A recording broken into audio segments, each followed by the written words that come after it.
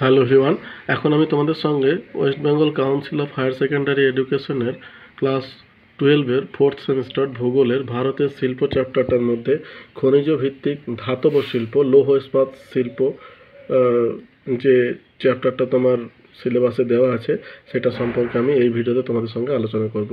যদি ভিডিওটা তোমাদের ভালো লেগে থাকে তাহলে একটা লাইক দিও, বন্ধুদের সঙ্গে শেয়ার করো আর চ্যানেলটা সাবস্ক্রাইব করে রাখো।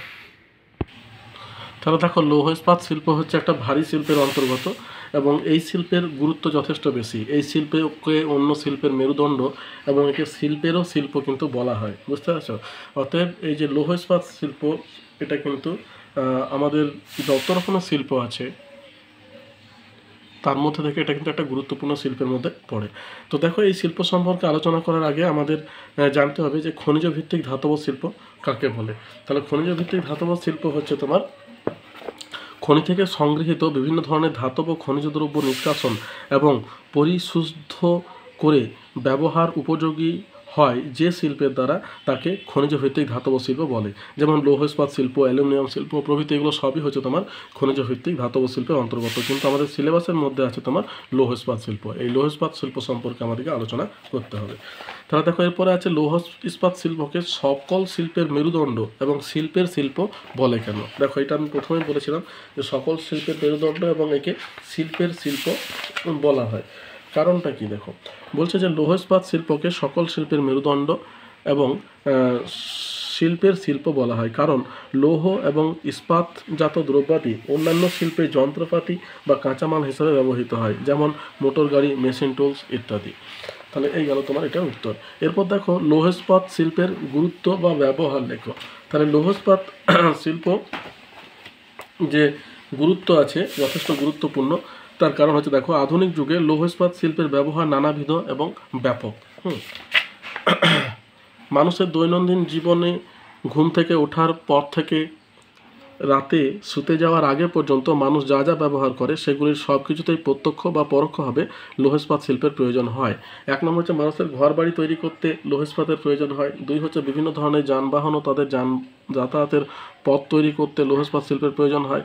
তিন হচ্ছে বিভিন্ন ধরনের যন্ত্রপাতি, মেশিনপত্র, আসবাবপত্র, অস্ত্র, নিত্য প্রয়োজনীয় দ্রব্য, নানাবিধ দ্রব্য উৎপাদনে লৌহ ইস্পাত শিল্পের প্রয়োজন হয়। চার হচ্ছে লৌহ ইস্পাত শিল্পের প্রত্যক্ষ পরোক্ষ প্রভাব ছাড়া কোনো ভারী শিল্প বা হালকা ইঞ্জিনিয়ারিং শিল্প, এমনকি কুটির শিল্প কিছুই গড়ে তোলা সম্ভব নয়। তাই এই শিল্পকে সকল শিল্পের মূল বা সকল শিল্পের মেরুদণ্ড বলা হয়। পাঁচ হচ্ছে বিভিন্ন ধরনের সংকর ইস্পাত বিশেষ বিশেষ কাজে ব্যবহার করা হয়। তাই বর্তমানে আলোচ্য শিল্পের ব্যবহার ও গুরুত্বের কথা বিচার করে এই শিল্পের ব্যবহারের পরিমাণকে সেই দেশের উন্নতির একটি সূচক হিসাবে ধরা হয়।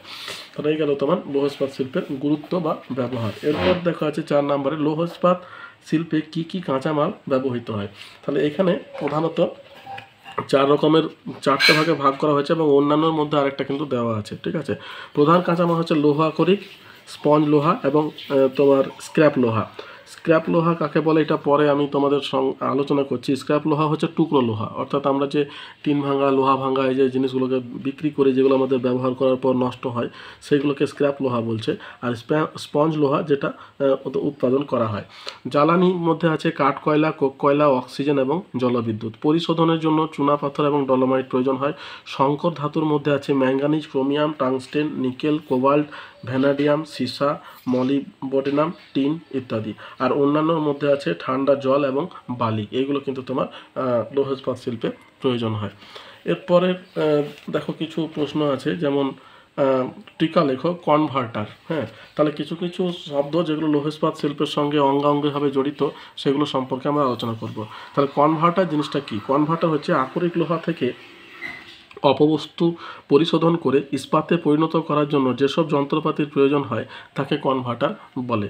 তারপর দেখো, ইন্টিগ্রেটেড স্টিল প্ল্যান্ট কোনটাকে বলছে? যেসব আধুনিক বৃহদায়তন লৌহ ইস্পাত কেন্দ্রে জ্বালানির জন্য ওভেন, পিগ আয়রন, গলানোর জন্য বাত চুল্লি, ইস্পাত প্রস্তুতের জন্য ইস্পাত চুল্লি এবং ইস্পাত পিণ্ডকে সিট এবং বার আকারে পরিণত করার জন্য রোলিং মিল থাকে, তাকে ইন্টিগ্রেটেড স্টিল প্ল্যান্ট বলা হয়। তাহলে এই হচ্ছে তোমার ইন্টিগ্রেটেড স্টিল প্ল্যান্ট। এরপর দেখো, মিনি প্ল্যান্ট কোনটাকে বলে? মিনি প্ল্যান্ট মানে কি বলতো? ছোট প্ল্যান্ট। আমরা যেমন লোকাল রড কিনি না, লোকাল রড আর কোম্পানির রড, তো তো লোকাল রড যেগুলোর দাম কম হয় বাড়ি করার সময়, তো ওই লোকাল রড কিন্তু এই মিনি স্টিল প্ল্যান্ট থেকে বের হয়, মিনি প্ল্যান্ট। হ্যাঁ, এই মিনি প্ল্যান্টে ওই স্ক্র্যাপ লোহাটা ব্যবহৃত হয়, অর্থাৎ যে লোহা ভাঙ্গা টুং ভাঙ্গা যেগুলো তোমার, আর যেগুলো ভালো মানে ব্র্যান্ডেড যেগুলো আছে যেমন টাটা, তারপরে SRMB, এলিগেন্ট, এগুলো কি, এগুলো তোমার আকরিক থেকে লোহাটাকে নিষ্কাশন করা হয়। এই হচ্ছে এগুলোর মধ্যে পার্থক্য মিনি প্ল্যান্ট আর বড় প্ল্যান্টের মধ্যে। তো মিনি প্ল্যান্ট কি বলছে, ক্ষুদ্রায়তন বিশিষ্ট লৌহ ইস্পাত কেন্দ্র যেখানে সাধারণত পিগ আয়রন, স্পঞ্জ আয়রন থেকে ইস্পাত উৎপাদন করা হয়, তাকে বলা হয়। যেমন ভারতের কোপালি। শঙ্কর ইস্পাত কোনটাকে বলছে, বিভিন্ন ধরনের লৌহ সংকর ধাতু যেমন nickel, chromium, manganese, tungsten, cobalt, molybdenum, তামা, সীসা প্রভৃতি দ্বারা উৎপাদিত ইস্পাত। ম্যাঙ্গানিজ স্টিল কোনটাকে বলছে, ইস্পাতকে মজবুত এবং দৃঢ় করতে, এর ঘর্ষণজনিত ক্ষয় কমানোর জন্য ইস্পাতের সঙ্গে 12% বা তার বেশি ম্যাঙ্গানিজ ব্যবহার করে প্রস্তুত করা হয়। স্টেনলেস স্টিল কোনটাকে বলছে, ইস্পাতকে মরিচাহীন এবং শক্ত করার জন্য ইস্পাতের সঙ্গে ক্রোমিয়াম মিশিয়ে প্রস্তুত করা হয়। হাই স্পিড স্টিল কোনটাকে বলছে, উচ্চ তাপে ইস্পাতের কাঠিন্য বজায় রাখার জন্য টাংস্টেন এবং কোবাল্ট মিশ্রিত ইস্পাত। স্ক্র্যাপ কোনটাকে বলছে, ইস্পাতের তৈরি যে কোনো ভাঙাচোরা পরিত্যক্ত বর্জ্য পদার্থ এবং লোহা ছাঁট। ঢালাই লোহা কোনটাকে বলছে, পিগ আয়রনকে আবার উত্তপ্ত করে ছাঁচে ঢেলে সৃষ্ট লোহা। রট লোহা কোনটাকে বলছে, পিগ আয়রনকে আবার উত্তপ্ত করে অপবস্তু বিশেষত কার্বনকে পরিশ্রুত করে সৃষ্ট লোহা। বিশুদ্ধ লোহ কোনটাকে বলছে, পিগ আয়রনকে পুনরায় উত্তপ্ত করে এবং অপবস্তু মুক্ত করে তৈরি করা হয়। তারপর আছে ইঙ্গট ইস্পাত কোনটাকে বলছে, ইস্পাতকে গলিয়ে ইটের আকারে ছাঁচে ফেলে সৃষ্ট ইস্পাত। 1 টন ঢালাই লোহা প্রস্তুত করতে প্রায় 1.7 টন আকরিক লোহা, 0.75 টন কয়লা, 0.4 টন চুনাপাথর এবং ডলোমাইট, 0.2 টন স্ক্র্যাপ এবং 0.4 টন বায়ু এবং প্রচুর জলের দরকার হয়। 1 টন ঢালাই লোহা থেকে প্রায় 0.6 টন গ্যাস এবং 0.5 টন ধাতু মল নির্গত হয়। তাহলে এই গেল তোমার বিশুদ্ধ লোহা। এরপরে আর কি আছে দেখো, বিশুদ্ধ লোহার পর আছে স্পঞ্জ আয়রন কারখানা। তাহলে স্পঞ্জ আয়রন কারখানা কোনটাকে বলছে, যদি আমরা স্পঞ্জ আয়রন কাকে বলে এটা তো পড়লাম। এবার স্পঞ্জ আয়রন কারখানা অর্থাৎ যেখানে তোমার স্পঞ্জ আয়রন তৈরি হয় সেটাকেই বলছে তোমার স্পঞ্জ আয়রন কারখানা। তো দেখো এখানে আছে স্পঞ্জ আয়রন কারখানা, বলছে এই শিল্পকেন্দ্রগুলিতে খাদমুক্ত লোহা প্রস্তুত করা হয় যা ইস্পাত শিল্পকেন্দ্রগুলির কাঁচামাল রূপে ব্যবহৃত হয়। ভারত বিশ্বের বৃহত্তম স্পঞ্জ আয়রন উৎপাদনকারী দেশ। বর্তমানে ভারতে প্রায় 336টি স্পঞ্জ আয়রন কারখানা আছে, যার মোট উৎপাদন প্রায় 52 মিলিয়ন মেট্রিক টন 2024 অনুযায়ী। অন্ধ্রপ্রদেশের কোঠাগুডেমে অবস্থিত স্পঞ্জ আয়রন কারখানাটি ভারতের প্রাচীনতম সরকারি স্পঞ্জ আয়রন কারখানা। জাজপুর, জোডা, চান্ডিল, হাজিরা গুজরাটের, ভান্ডারা নাগপুর মহারাষ্ট্রের, মেজিয়ার পশ্চিমবঙ্গের প্রভৃতি স্থানে স্পঞ্জ আয়রন কারখানা গড়ে উঠেছে। বুঝতে পেরেছি, এখন এই স্পঞ্জ আয়রন কারখানাটা সবথেকে বেশি গড়ে উঠছে এবং দূষণ কিন্তু অত্যধিক বেশি। তো যাই হোক, স্পঞ্জ আয়রন কারখানা। এরপর দেখো সেল। হ্যাঁ, তাহলে সেল সম্পর্কে আমাদেরকে আলোচনা করতে হবে। Steel authority of India limited এর ফুল ফর্ম, এবং সেল হচ্ছে ভারতের আমাদের লৌহ ইস্পাতের একটা কারখানা, পশ্চিমবঙ্গ সেল। তো দেখো সেল কোনটাকে বলছে, steel authority of India limited. ঠিক আছে, সেল প্রতিষ্ঠা হয় 1954 সালে, অর্থাৎ স্বাধীনতার কিছুদিন পরই সালে ভারত সরকার প্রথম রৌরকেল্লা এবং লৌহ ইস্পাত কেন্দ্র পরিচালনার জন্য হিন্দুস্তান স্টিল প্রাইভেট লিমিটেড গঠন করে। পরবর্তীকালে 1973 সালে দুর্গাপুর, বার্নপুর, বোকারো, ভিলাই, রৌরকেল্লা শিল্পকেন্দ্রগুলি এই সংস্থার অন্তর্ভুক্ত হয় এবং সংস্থাটির নাম হয় সেল। সদর দপ্তর হচ্ছে নতুন দিল্লি, আঞ্চলিক দপ্তর কলকাতা, প্রশিক্ষণ কেন্দ্র রাঁচিতে কিন্তু এটার অবস্থিত। এরপর দেখো অধীনস্থ কারখানা, বলছে ভিলাই, রৌরকেল্লা, বোকারো, সালেম, পশ্চিমবঙ্গের বার্নপুর, কুলটি, দুর্গাপুর প্রভৃতি বৃহৎ লৌহ ইস্পাত এবং শঙ্কর ইস্পাত কারখানাগুলি সবই এই সংস্থার অধীনস্থ। উদ্দেশ্য কি, রাষ্ট্রায়ত্ত লৌহ ইস্পাত কারখানাগুলির তদারকি করা এবং প্রশিক্ষিত দক্ষ শ্রমিক সরবরাহ করা। 2 হচ্ছে উৎপাদনের পরিমাণ বৃদ্ধি করা এবং গুণগত মান বাড়ানো। 3 হচ্ছে লৌহ ইস্পাতের মূল্য নির্ধারণ করা। তাহলে এই হচ্ছে তোমার সেলের কাজ। এরপরে দেখো আছে ভারতের লৌহ ইস্পাত শিল্পের শ্রেণীবিভাগ করো। তাহলে আমাদের ভারতে যে সমস্ত লৌহ ইস্পাত শিল্পগুলো আছে সেগুলো কত রকমের আছে সেগুলো অর্থাৎ আমাদেরকে বলতে হবে। তাহলে দেখো ভারতের লৌহ ইস্পাত শিল্পের 3 প্রকার হয়। একটা হচ্ছে বৃহদায়তন সম্পৃক্ত ইস্পাত কেন্দ্র। বৃহদায়তন ইস্পাত কেন্দ্রগুলিতে কোক কয়লা তৈরি থেকে শুরু করে লৌহ আকরিক গলানো, ইস্পাত এবং ইস্পাতজাত দ্রব্য উৎপাদন করা। উদাহরণ হচ্ছে বার্নপুর, কুলটি, দুর্গাপুর, রৌরকেল্লা, ভিলাই, বোকারো, বিশাখাপত্তনম, জামশেদপুর, বিজয়নগর, দৈতারি। এরপর দেখো শঙ্কর ইস্পাত কেন্দ্র বলছে এই শিল্প কেন্দ্রগুলিতে কাঁচা ইস্পাতের সঙ্গে manganese, chromium, tungsten, nickel, molybdenum, vanadium, silicon, boron ইত্যাদি মিশিয়ে উচ্চমানের ইস্পাতজাত দ্রব্য উৎপাদন করা হয়। উদাহরণ হচ্ছে দুর্গাপুর, যেটা বৃহত্তম, ভদ্রাবতী এবং সালেম। এছাড়াও হাওড়া, মুম্বাই, কলকাতা, জামশেদপুর, খোপালি ও দিল্লিতে বেসরকারি উদ্যোগে প্রতিষ্ঠিত অনেক লৌহ ইস্পাত কারখানা গড়ে উঠেছে। এরপর দেখো আছে ক্ষুদ্রায়তন ইস্পাত কেন্দ্র। ক্ষুদ্রায়তন ইস্পাত কেন্দ্রগুলিতে সাধারণত বৈদ্যুতিক চুল্লির সাহায্যে স্ক্র্যাপ লোহা এবং স্পঞ্জ লোহা থেকে স্বল্প মাত্রায় ইস্পাত উৎপাদন করা হয়। উদাহরণ হচ্ছে Howrah national and steel company, গোয়ার বিচলেম, মহারাষ্ট্রের মুম্বাই এবং খোপালিতে অবস্থিত ক্ষুদ্রায়তন ইস্পাত কেন্দ্র। তাহলে এই হচ্ছে আমাদের ইস্পাত শিল্পের শ্রেণীবিভাগ। এরপর দেখো আছে ভারতের লৌহ ইস্পাত শিল্পের ক্রমবিকাশ সম্পর্কে লেখো। তাহলে দেখো ভারতে ইস্পাত শিল্পের ক্রমবিকাশ অর্থাৎ এটাকে দুটো ভাগে ভাগ করা হয়। একটা হচ্ছে স্বাধীনতার পূর্ববর্তী, একটা স্বাধীনতার পরবর্তী। তাহলে দেখো 350 খ্রিস্টাব্দে নির্মিত দিল্লির কুতুব মিনারের কাছে অবস্থিত দণ্ডায়মান লৌহস্তম্ভ দেখে সহজেই অনুমান করা যায় যে ভারতের লৌহ ইস্পাত শিল্পের সূচনা বহু প্রাচীনকাল থেকে। তবে এই শিল্প আধুনিকভাবে প্রতিষ্ঠার সূচনা শুরু হয় ব্রিটিশ যুগে। তাই ভারতীয় লৌহ ইস্পাত শিল্পের বিকাশকে মূলত দুটি পর্যায়ে ভাগ করা হয়, একটা স্বাধীনতার পূর্ববর্তী, একটা স্বাধীনতার পরবর্তী। স্বাধীনতার পূর্বে কি হয়েছিল বলছে যে 1830 খ্রিস্টাব্দে তামিলনাড়ুর দক্ষিণে আর্কটের পোর্টানোভোতে লৌহ ইস্পাত শিল্পকেন্দ্র স্থাপনের মধ্য দিয়ে ভারতে আধুনিক লৌহ ইস্পাত শিল্পের জয়যাত্রা শুরু হয়।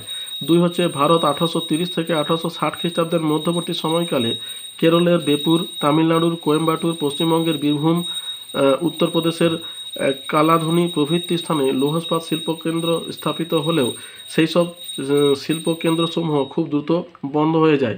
3 নম্বর হচ্ছে 1884 খ্রিস্টাব্দে পশ্চিমবঙ্গের বর্তমান পশ্চিম বর্ধমান জেলার কুলটিতে আধুনিক পদ্ধতিতে লৌহপিণ্ড উৎপাদনের উদ্দেশ্যে প্রতিষ্ঠিত হয় বরাকর আয়রন ওয়ার্কস।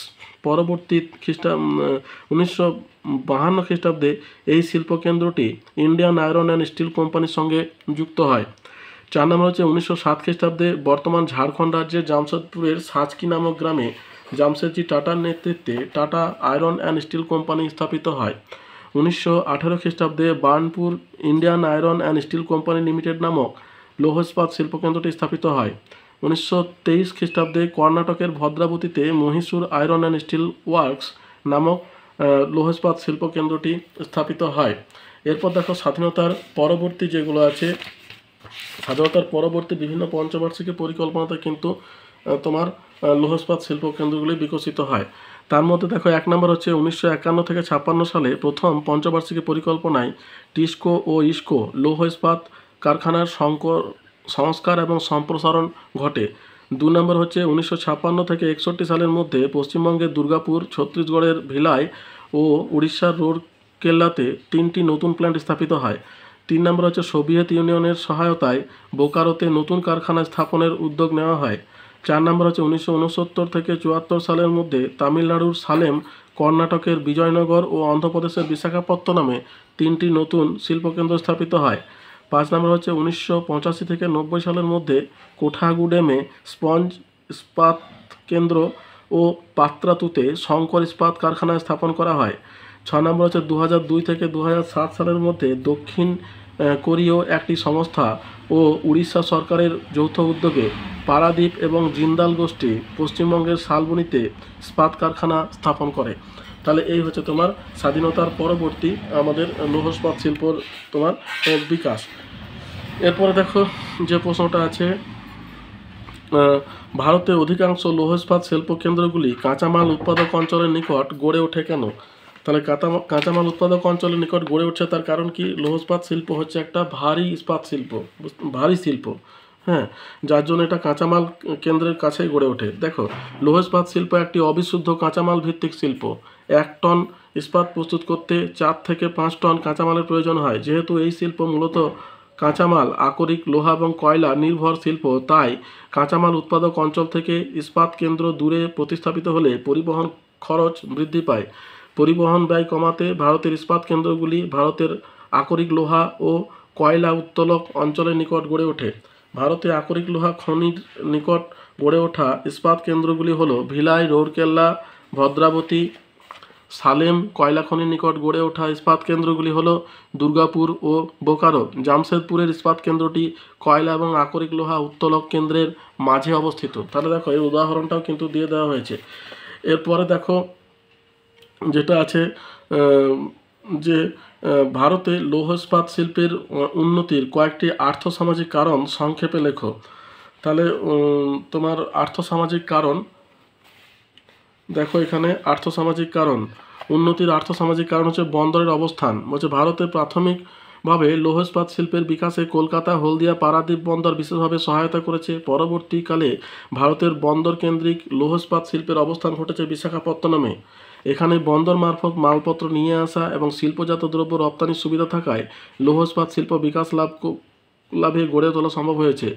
2 নম্বর হচ্ছে পর্যাপ্ত বিদ্যুৎ শক্তি। বলছে তাপবিদ্যুৎ কেন্দ্র এবং জলবিদ্যুৎ কেন্দ্র থেকে পর্যাপ্ত জলবিদ্যুৎ শক্তির যোগান লৌহ ইস্পাত শিল্পের বিকাশের অনুকূল পরিবেশ সৃষ্টি করেছে। 3 নম্বর হচ্ছে মূলধন। বলছে লৌহ ইস্পাত শিল্প বৃহদায়তন শিল্পের অন্তর্গত। এই শিল্প স্থাপনে মূলধনের প্রাচুর্য থাকা জরুরি। আমাদের দেশে ব্যক্তিগত মালিকানায় এবং সরকারি ব্যক্তিগত মালিকানায় আছে টিসকো এবং সরকারি মালিকানায় আছে HSL দুর্গাপুর আর ইসকো বার্নপুর কুলটি। এই শিল্প গড়ে ওঠে। তাহলে এই হলো তোমার কারণ। তারপরে দেখো যেটা আছে ভারতে প্রধান প্রধান লৌহ ইস্পাত শিল্প কেন্দ্রের পরিচয় এবং গড়ে ওঠার কারণ লেখো। তাহলে দেখো ভারতে যে সমস্ত লৌহ ইস্পাত শিল্প কেন্দ্রগুলি গড়ে উঠেছে তার গড়ে ওঠার কারণ এবং তাদের পরিচয় আমাদেরকে দিতে হবে। তাহলে দেখো আমি তোমাদের একটা কথা বলি, যে কোনো শিল্প গড়ে ওঠার ক্ষেত্রে দুটো পরিবেশ অবশ্যই দরকার, সেটা হচ্ছে প্রাকৃতিক আর অর্থনৈতিক।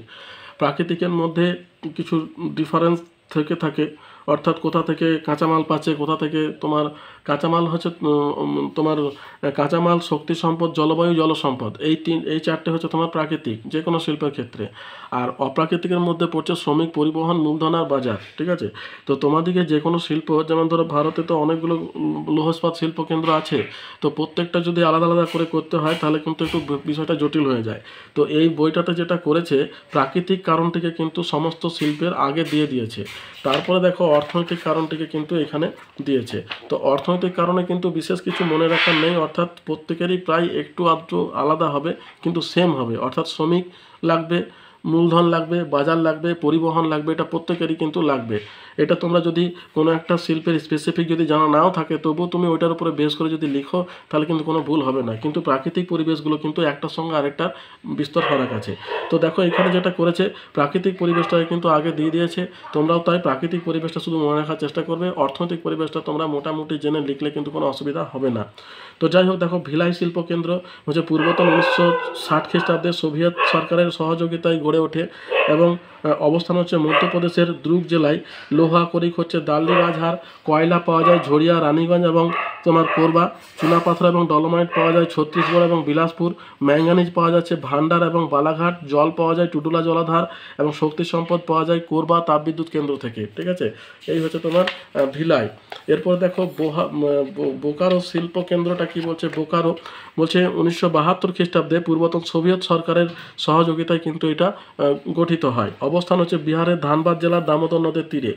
লোহা করিক পাওয়া যাচ্ছে তোমার কিরিবুরু এবং ময়ূরভঞ্জ থেকে, কয়লা পাচ্ছে ঝরিও এবং বোকারো থেকে, চুনাপাথর এবং ডলোমাইট পাওয়া যায় তোমার ভবনাথপুর এবং ডালটনগঞ্জ থেকে, ম্যাঙ্গানিজ পাওয়া যাচ্ছে বিলাসপুর থেকে, জল পাওয়া যায় তেনুঘাট বাঁধের জল থেকে, আর শক্তি সম্পদ পাওয়া যায় বোকারো তাপবিদ্যুৎ কেন্দ্র থেকে। এরপর দেখো আছে টিসকো। টাটা টিসকো 1960 খ্রিস্টাব্দে জামশেদজি টাটার নেতৃত্বে গড়ে ওঠে। অবস্থান হচ্ছে ঝাড়খণ্ডের সিংভূম জেলায় খড়কায় এবং সুবর্ণরেখার সঙ্গমস্থলে সাকচি নামক স্থানে। লোহা করিক পাওয়া যাচ্ছে গুরুমহিষানী, বোনাই, বাদাম পাহাড়, কেওনঝড়। কয়লা পাওয়া যায় ঝরিয়া থেকে, চুনাপাথর এবং ডলোমাইট পাওয়া যায় বীরমিত্রপুর এবং গাংপুর থেকে, ম্যাঙ্গানিজ পাওয়া যায় তোমার বীরমিত্রপুর, গাংপুর এবং তোমার পামনপোষ থেকে, জল পাওয়া যায় সুবর্ণরেখা এবং খড়গাই নদীর জল, আর শক্তি সম্পদ পাওয়া যাচ্ছে নিজস্ব তাপবিদ্যুৎ কেন্দ্র থেকে। ওদের নিজস্ব কিন্তু তাপবিদ্যুৎ কেন্দ্র আছে টিসকো। এরপর ধরো বিশাখাপত্তনম শিল্প কেন্দ্র, এটা পূর্বতন সোভিয়েত সরকারের সহযোগিতায় গড়ে ওঠে। অবস্থান হচ্ছে বিশাখাপত্তনমের চেরুভূতে। লোহা করিক পাওয়া যায় তোমার কুডাপ্পা, কারনালু এবং বাইলাডিলা থেকে, কয়লা পাওয়া যায় সিঙ্গারেনি, তালচের থেকে, চুনাপাথর পাওয়া যায় ডলোমাইট, গুন্টুর এবং বাদ থেকে ম্যাঙ্গানিজ পাওয়া যায় বালাঘাট এবং শ্রীকালুলাম থেকে, জল পাওয়া যায় স্থানীয় জলাধার, আর শক্তি সম্পদ নিজস্ব তাপবিদ্যুৎ। এবার দুর্গাপুর শিল্পকেন্দ্রের মধ্যে ইস্কন ISCON এর সহযোগিতায় গড়ে ওঠে। অবস্থান হচ্ছে বর্ধমানে জেলার দুর্গাপুরে দামোদর নদের তীরে। আকরিক লোহা সিংভূম এবং ময়ূরভঞ্জ থেকে, কয়লা পাওয়া যায় রানীগঞ্জ, চুনাপাথর ডলোমাইট পাওয়া যায় সুন্দরগড় এবং জয়ন্তী খনি থেকে, ম্যাঙ্গানিজ পাওয়া যায় বীরমিত্রপুর এবং গাংপুর থেকে, জল পাওয়া যায় দামোদর নদ থেকে, শক্তি সম্পদ পাওয়া যায় DPL এর তাপবিদ্যুৎ এবং জলবিদ্যুৎ কেন্দ্র থেকে। এরপর দেখো রৌরকেলা শিল্পকেন্দ্র 1956 খ্রিস্টাব্দে জার্মানির ক্রাফটস ডেমাগো এর নেতৃত্বে গড়ে ওঠে। অবস্থান হচ্ছে উড়িষ্যার সুন্দরগঞ্জ জেলার ব্রাহ্মণী নদীর তীরে। লোহা করি পাওয়া যায় ময়ূরভঞ্জ, বোনাই এবং কেওনঝড় থেকে, কয়লা পাওয়া যায় ঝরিয়া রানীগঞ্জ এবং তারাচর থেকে, চুনাপাথর এবং ডলোমাইট পাওয়া যায় বীরমিত্রপুর এবং গাংপুর থেকে, ম্যাঙ্গানিজ পাওয়া যাচ্ছে কালাহান্ডি থেকে, জল পাওয়া যায় ব্রাহ্মণী থেকে নদী থেকে, আর শক্তি সম্পদ পাওয়া যায় হীরাকুন্দ জলবিদ্যুৎ প্রকল্প থেকে। এবার দেখো এখানে ইস্কোটা হচ্ছে তোমার শিল্পকেন্দ্র, যেটা 1918 খ্রিস্টাব্দে কুলটি বার্নপুর। অবস্থান হচ্ছে তোমার বর্ধমান জেলার আসানসোলের কাছে দামোদর নদীর তীরে পূর্ব রেলপথের উপর। লোহা করি পাওয়া যাচ্ছে এখানে সিংভূম এবং ময়ূরভঞ্জ থেকে, কয়লা পাওয়া যায় তোমার রানীগঞ্জ ঝরিয়া থেকে, চুনাপাথর পাওয়া যাচ্ছে তোমার সুন্দরগড় এবং জয়ন্তী থেকে, আর ম্যাঙ্গানিজ পাওয়া যাচ্ছে তোমার বীরমিত্রপুর এবং গাংপুর থেকে, জল পাওয়া যায় দামোদর নদ থেকে, শক্তি সম্পদ পাওয়া যাচ্ছে নিজস্ব তাপবিদ্যুৎ কেন্দ্র থেকে। এবার দেখো ভদ্রাবতী শিল্পকেন্দ্র বলছে অবস্থান হচ্ছে কর্ণাটকের ভদ্রা নদীর তীরে। লোহা করি পাওয়া যায় বাবাবুদান পাহাড় থেকে, কয়লা পাওয়া যায় তোমার শিমোগা এবং কাদুরের কাঠ কয়লা, তার চুনাপাথর এবং ডলামাইট পাওয়া যায় খান্ডিগুড্ডা থেকে, ম্যাঙ্গানিজ পাওয়া যাচ্ছে চিত্রদুর্গ এবং শিমোগা থেকে, জল পাওয়া যায় কাবেরী নদী থেকে, আর শক্তি সম্পদ পাওয়া যাচ্ছে তোমার সিমসা এবং যোগ জলপ্রপাতের তাপবিদ্যুৎ। বিজয়নগর শিল্পকেন্দ্রের অবস্থান হচ্ছে কর্ণাটকের হসপেট নিকটে। লৌহ আকরিক পাওয়া যাচ্ছে তোমার হসপেট থেকে, কয়লা পাওয়া যায় স্থানীয় বনভূমি কাঠ কয়লা থেকে, চুনাপাথর এবং ডলোমাইট পাওয়া যায় খান্ডিগুড্ডা থেকে, ম্যাঙ্গানিজ পাওয়া যায় তোমার চিত্রদুর্গ এবং শিমোগা থেকে, জল পাওয়া যায় কাবেরী নদী থেকে, এবং শক্তি সম্পদ পাওয়া যাচ্ছে শিবসমুদ্র এবং তোমার প্রপাতের তাপবিদ্যুৎ। আর সালেম শিল্পকেন্দ্র বলছে অবস্থান তামিলনাড়ুর সালেম জেলার লাই পাহাড়ের পাদদেশে। লোহা করিক পাওয়া যায় সালেম এবং তিরুচিরাপল্লী থেকে, কয়লা পাওয়া যায় নেভেলি থেকে, চুনাপাথর এবং ডলোমাইট পাওয়া যায় তিরুচিরাপল্লী থেকে, ম্যাঙ্গানিজ পাওয়া যায় বালাঘাট থেকে, জল পাওয়া যায় স্থানীয় জলাধারা, শক্তি সম্পদ হচ্ছে নেভেলি তাপবিদ্যুৎ। তাহলে এই দেখো এই হলো তো প্রাকৃতিক পরিবেশ। আর অর্থনৈতিক পরিবেশটা এখানে দেখতে পাচ্ছ যে ছকের আকারে দিয়ে দেওয়া হয়েছে। এখানে দেখো প্রত্যেকটার নাম এখানে দেওয়া হয়েছে, অর্থাৎ এই 7টা। আর এখানে তোমার মূলধন, শ্রমিক, প্রযুক্তি, বন্দর, চাহিদা, যোগাযোগ ব্যবস্থা, সরকারি নীতি এরকম করে ছকের আকারে দিয়ে দেওয়া হয়েছে। এটা তোমরা স্ক্রিনশট নিতে পারো এবং সেই অনুযায়ী তোমরা পড়ে নিতে পারো, এখানে কিন্তু কোনো অসুবিধা হবে না। ঠিক আছে, এখানে তোমার 7টা, আর এই দিকে আরও 3টে দেখো এখানে দিয়ে দেওয়া হয়েছে। অর্থনৈতিক পরিবেশটা আলাদা করে দেওয়াতে কিন্তু তোমাদের মনে রাখতে সুবিধা হবে। ঠিক আছে, তাহলে এই হলো তোমার বর্ণনা। এরপরে দেখো যেটা আছে পরিচয় হলো। এরপর দেখো দুর্গাপুরকে ভারতের রুড় বলা হয় কেন। তাহলে দুর্গাপুরকে ভারতের রুড় হচ্ছে একটা জার্মানিতে যে রুড় অঞ্চল আছে সেই বেসিসে তোমার এটাকে তোমার ভারতের রুড় বলা হয়। দেখো বলছে জার্মানির রুড় শিল্পাঞ্চলের সঙ্গে ভারতের দুর্গাপুর শিল্পাঞ্চলের অনেক মিল থাকায় দুর্গাপুরকে ভারতের রুড় বলা হয়। এটা কিন্তু এক কথাতে উত্তর হলো। হ্যাঁ, জার্মানির যে রুড় অর্থাৎ সে তার সঙ্গে করে তোমার হচ্ছে এটার নাম করা হচ্ছে রুড়। যেমন জার্মানির পশ্চিম প্রান্তে রাইন নদীর 2 উপনদী রুড় এবং লিপের সংযোগস্থলে রুড় শিল্পাঞ্চল অবস্থিত। অনুরূপভাবে ভারতের পূর্বাংশে দামোদর নদের তীরে দুর্গাপুর শিল্পাঞ্চল অবস্থিত। রুড় শিল্পাঞ্চলের মতো দুর্গাপুর শিল্পাঞ্চলে বৃহৎ স্টিল শিল্প ইত্যাদি গড়ে উঠেছে। তোমার রুড় শিল্পাঞ্চলের মতো দুর্গাপুর শিল্পাঞ্চলে বৃহৎ ইস্পাত এবং শঙ্কর ইস্পাত শিল্প, মিনি স্টিল শিল্প, ইঞ্জিনিয়ারিং শিল্প, সিমেন্ট এবং সার শিল্প গড়ে উঠেছে। 3 নম্বর হচ্ছে রুড় শিল্পাঞ্চলে রাইন উপত্যকার উন্নত মানের কয়লার মতো দুর্গাপুরে স্থানীয় দামোদর উপত্যকায় গন্ডোয়ানা যুগের উন্নত মানের কয়লা পাওয়া যায়। 4 নম্বর হচ্ছে পরিবহনের দোলক নীতি অনুসরণ করে রাইন উপত্যকায় কয়লা ভর্তি রেল ফিরতি পথে ফ্রান্সের লোরেন অঞ্চলের আকরিক লোহা আমদানি করে। তেমনি দুর্গাপুর শিল্পাঞ্চলে দামোদর উপত্যকার রানীগঞ্জ এবং ঝরিয়ার কয়লা বোঝাই রেল ফিরতি পথে ময়ূরভঞ্জ এবং কেওনঝড়ের লোহা বহন করে আনে। ঠিক আছে, তাহলে এই হচ্ছে তোমার দুর্গাপুরের সঙ্গে জার্মানির রুড় অঞ্চলের মিল, যার জন্য দুর্গাপুরকে ভারতের রুড় বলা হয়। এরপর দেখা হচ্ছে পূর্ব ভারতের লৌহ ইস্পাত শিল্পের উন্নতির কারণ লেখো বা কেন্দ্রীয় ভবনের কারণ লেখো। ঠিক আছে, উন্নতির কারণ বা কেন্দ্রীয় ভবনের কারণ, অর্থাৎ ভারতবর্ষের যে লৌহ ইস্পাত শিল্পগুলি দেখা যায় সেগুলো বেশিরভাগই কিন্তু তোমার পূর্ব ভারতে রয়েছে। তার কারণ কি? প্রথম হচ্ছে লৌহ আকরিক ক্ষেত্র, হ্যাঁ, উড়িষ্যার বাদাম পাহাড়, লুসাইপাত, বোনাই, কেওনঝড়, ঝাড়খণ্ডের গোয়া, তারপরে তোমার নোয়ামুন্ডি, বুদাবুরু, পানি সিরাবুরু, ছত্তিশগড়ের দুর্গ, রাস্তারা, বায়লাডিলা প্রভৃতি স্থান থেকে শিল্পের প্রয়োজনীয় আকরিক লোহা পাওয়া যায়। 2 হচ্ছে চুনাপাথর, ডলোমাইট এবং ম্যাঙ্গানিজ। বলছে উড়িষ্যার বীরমিত্রপুর, গাংপুর, ভবনাথপুর থেকে চুনাপাথর, উড়িষ্যার সুন্দরগড়, গাংপুর, পশ্চিমবঙ্গের জয়ন্তী খনি, মধ্যপ্রদেশ থেকে ডলোমাইট এবং উড়িষ্যার গাংপুর, কোরাপুর এবং কালাহান্ডি অঞ্চলের ম্যাঙ্গানিজ এই শিল্পের বিকাশে সাহায্য করেছে। কয়লা ক্ষেত্র, পশ্চিমবঙ্গের রানীগঞ্জ, উড়িষ্যার তালচের, রামপুর, ঝাড়খণ্ডের ঝরিয়া, বোকারো, করণপুর, ডালটনগঞ্জ, গিরিডি প্রভৃতি অঞ্চলে প্রাপ্ত কয়লা এই অঞ্চলের লৌহ ইস্পাত শিল্পের প্রয়োজনীয় চাহিদা মেটায়। এরপরে আছে জলের প্রাচুর্য।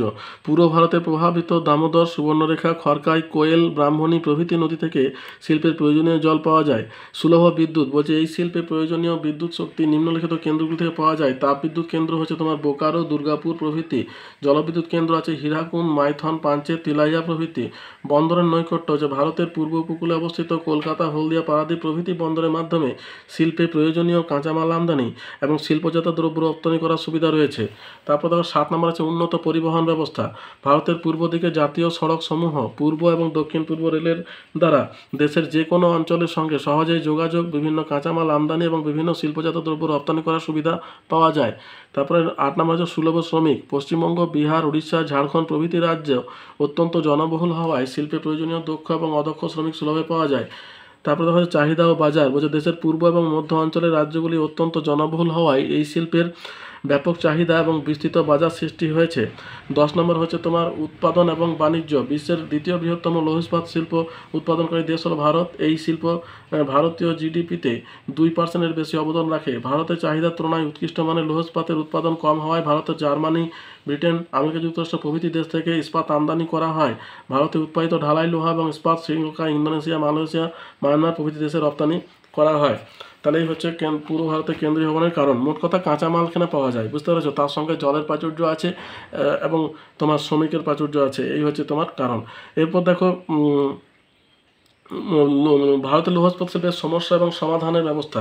তার সমস্যা কি আছে? ভারতে প্রাপ্ত লৌহ ইস্পাত শিল্পের মধ্যে সিলিকা, অ্যালুমিনিয়াম অক্সাইডের পরিমাণ বেশি থাকায় উৎকৃষ্ট শ্রেণীর লৌহ ইস্পাত উৎপাদনে ব্যাহত হয়।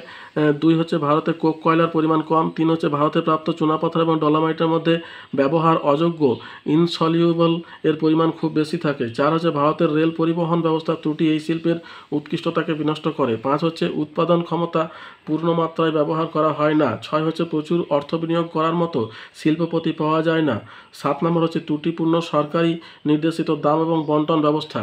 আর সমাধানে কী কী ব্যবস্থা করা হয়েছে? যে বৃহদায়তন সম্পূরিত কারখানাগুলির আধুনিকীকরণ এবং উৎপাদন বৃদ্ধির দিকে গুরুত্ব প্রদান করা হয়েছে। 2 নম্বর হচ্ছে বেসরকারি উদ্যোগে লৌহ ইস্পাত শিল্প কেন্দ্র স্থাপনের দিকে উৎসাহ প্রদান করা হচ্ছে। 3 নম্বর হচ্ছে একাধিক স্থানে মিনি স্টিল প্ল্যান্ট, স্পঞ্জ লোহা কারখানা প্রভৃতি স্থাপনের উদ্যোগ গ্রহণ করা হয়েছে। 4 হচ্ছে কয়লা ক্ষেত্রে মাসুল সমীকরণ নীতি গ্রহণ করা হয়েছে। 5 হচ্ছে বিভিন্ন কাঁচামালের বিজ্ঞানসম্মত ব্যবহারের উদ্যোগ গ্রহণ করা হয়েছে ইত্যাদি। এবার দেখো ভবিষ্যৎ সম্ভাবনা কী আছে? বলছে নতুন নতুন লৌহ ইস্পাত শিল্প কেন্দ্র স্থাপনের সরকারি উদ্যোগ গ্রহণ করা হয়েছে।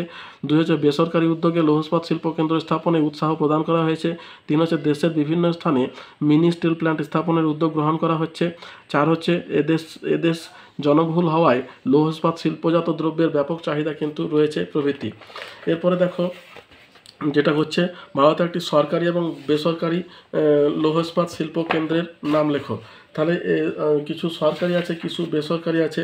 দেখো সরকারি হচ্ছে তোমার ভিলাই, হ্যাঁ, সরকারি শিল্পকেন্দ্র হচ্ছে ভিলাই স্টিল প্ল্যান্ট। আর ভারতের বেসরকারি লৌহ ইস্পাত শিল্পকেন্দ্র হচ্ছে tata iron and steel company বা টিসকো। তাহলে দেখো এই প্রশ্নগুলোই মোটামুটি করতে হবে তোমাদের লৌহ ইস্পাত শিল্পকেন্দ্র থেকে। যদি ভিডিওটা তোমাদের ভালো লেগে থাকে তাহলে একটা লাইক দিও, বন্ধুদের সঙ্গে শেয়ার করো, চ্যানেলটা সাবস্ক্রাইব করে রাখো। আর যদি কোনো প্রশ্ন থাকে আমাকে কমেন্ট বক্সে কমেন্ট করো। তাহলে এতদূর পর্যন্তই, দেখা হচ্ছে পরের ভিডিওতে। ধন্যবাদ।